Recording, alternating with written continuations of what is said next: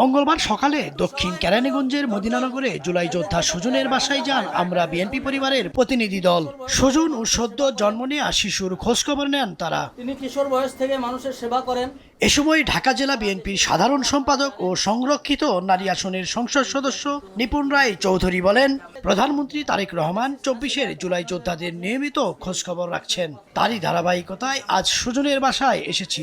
সুজনের পরিবারের মাননীয় প্রধানমন্ত্রী তার সদ্য নবজাত সন্তান আপনার 1 মাস হয়েছে, মাননীয় প্রধানমন্ত্রী এই বিএনপি পরিবারকে পাঠিয়েছেন কেরানীগঞ্জে সুজনের পরিবারের পাশে এই সুখটা আনন্দটাকে ভাগাভাগি করে নেওয়ার জন্য।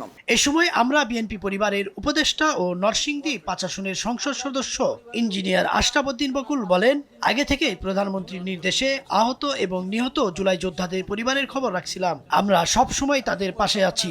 36 জুলাই পর্যন্ত পাশাপাশি যারা যারা আহত হয়েছে, নিহত হয়েছে, সবার পাশে দাঁড়ানোর জন্য এই সংগঠনটি কাজ করছে।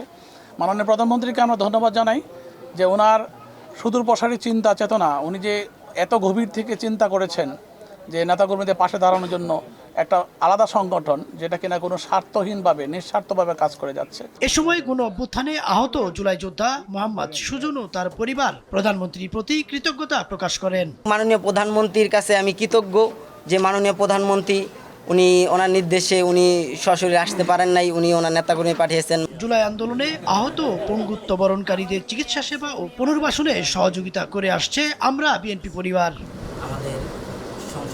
ইদ্রিস আলম, তেজ টিভি, ঢাকা।